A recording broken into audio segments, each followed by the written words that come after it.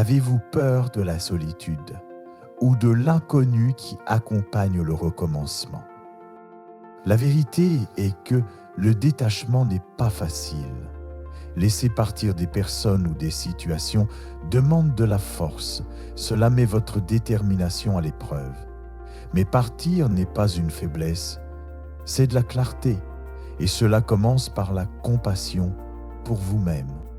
Il est naturel de se sentir accablé par des liens toxiques ou un chaos émotionnel. Mais parfois, la paix se trouve non pas en s'accrochant, mais en créant de l'espace. De l'espace pour respirer. De l'espace pour voir clairement. Le psychologue Dr. Guy Winch nous rappelle que la douleur émotionnelle active les mêmes zones du cerveau que la douleur physique. C'est réel, ça fait mal. Et pourtant, vous survivez. Mais survivre ne suffit pas. Le détachement est le chemin de la guérison. Par lui, vous vous libérez de la prison des réactions incessantes. Vous récupérez votre pouvoir, pas sur les autres, mais sur vous-même. Hut Un. Méditation de pleine conscience. L'immobilité n'est pas de la passivité, c'est une puissance sous contrôle. Le Dr David Creswell, un expert en recherche sur la pleine conscience, explique comment la méditation entraîne l'esprit à observer sans attachement. Inspirez, expirez. Vous regardez vos pensées sans les poursuivre. Vous ressentez les émotions, mais elles ne vous gouvernent pas.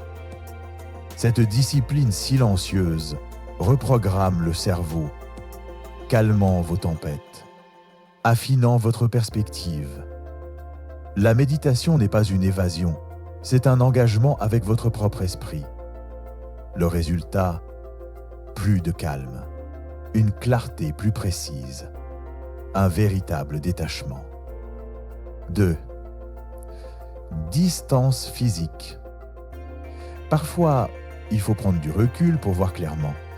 Le docteur John Gottman souligne qu'une pause n'est pas une retraite. C'est une stratégie. Lorsque les émotions sont fortes, l'espace devient un sanctuaire. La distance offre une réflexion. Le conflit déforme la réalité. Mais la distance permet de remettre la vérité en perspective. Utilisez-la non pas pour éviter, mais pour réinitialiser. Si prendre du recul n'est pas possible, engagez-vous dans des pratiques silencieuses, exercices, marche, respiration consciente. Chaque pas pris seul est un retour à soi. Aide 3. Recadrage de vos pensées. La perception façonne la réalité. Le docteur Martin Seligman, de la psychologie positive, enseigne que nous pouvons restructurer nos pensées, non par illusion, mais en choisissant où nous plaçons notre attention. Lorsque la douleur arrive, nous choisissons amertume ou sagesse. La restructuration cognitive, la gratitude, la réflexion, ce ne sont pas des astuces. Ce sont des outils des résilients.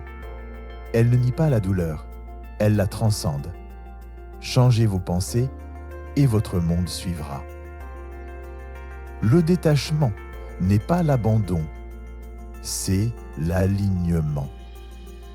Cela signifie choisir la paix au lieu du chaos, le silence au lieu du bruit, l'immobilité plutôt que le mouvement constant. Vous prenez du recul, non pas parce que vous ne vous en souciez pas, mais parce que vous vous en souciez enfin. Ces pratiques résonnent-elles avec vous? Partagez votre réflexion dans les commentaires et si ce message vous a touché, aimez-le et partagez-le. Quelqu'un d'autre en aura peut-être besoin aussi. À la prochaine, tenez bon, respirez profondément, marchez avec force. C'est fait. Vous comptez.